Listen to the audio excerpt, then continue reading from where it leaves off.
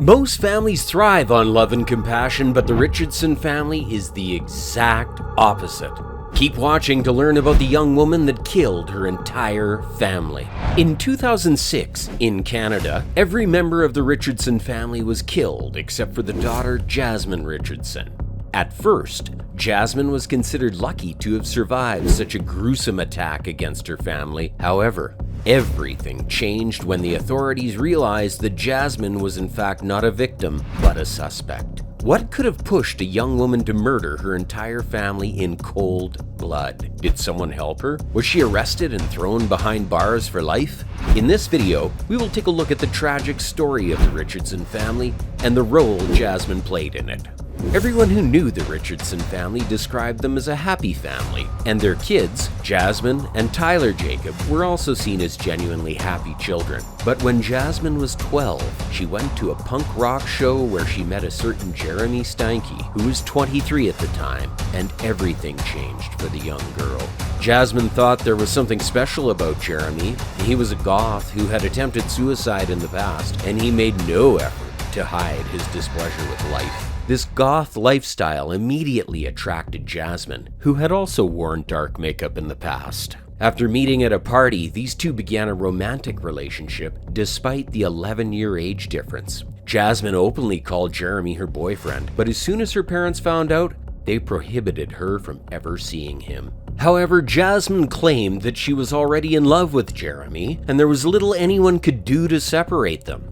Of course, Jeremy shared the same sentiment and did all he could to see his girlfriend. Angry and livid that her parents were stopping Jasmine from seeing him, Jeremy wrote on his blog in 2006 saying, quote, "Payment! My lover's rents are totally unfair. They say that they really care. They don't know what is going on. They just assume.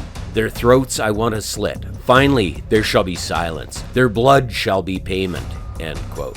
Naturally, the readers of his blog believed this was an empty threat, especially since Jeremy identified as a 300-year-old werewolf. But this was a major need for concern. Not only did Jeremy have a history of violence, but he had also attempted suicide in the past. However, later on, Jeremy would admit that the plan to kill the Richardson family was in fact proposed by Jasmine. The authorities also confirmed this in an email sent by Jasmine where she writes, quote, "It begins with me killing them and ends with me living with you." End quote. After finalizing the plan to kill her family with her boyfriend, Jasmine even went ahead to tell her friends about her plans, but they dismissed it as an elaborate joke, while some didn't even believe her at all. However, on the 23rd of April 2006, Jasmine and Jeremy arrived at the family's residence in Medicine Hat and stabbed her parents and little brother to death. As soon as they were done, the lovers escaped the scene and waited for the police to find the bodies.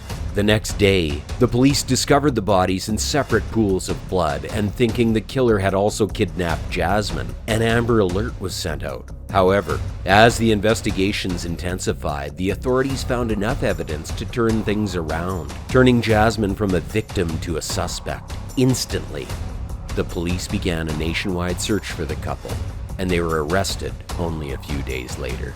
But Jasmine's arrest quickly changed the tide of the investigation, all thanks to the fact that she was 13 at the time. When the highly publicized trial began, both of them admitted to the murders, but eyewitnesses mentioned that it was Jeremy who had actually stabbed the parents. It was easier to believe that a 23-year-old convinced a minor to carry out such a gruesome crime, and he was sentenced to life in prison in 2008, without the possibility of parole for 25 years. Jasmine, on the other hand, wasn't so unfortunate. Due to her age, she was charged with 3 counts of first-degree murder and sentenced to only 6 years in jail, coupled with 4 years of community service. By the time she was out of jail, Jasmine was also required to undergo extensive psychological treatment.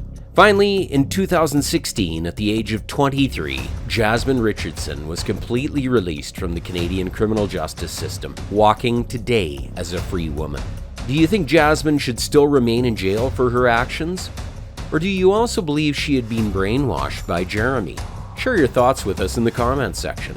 Thanks for watching.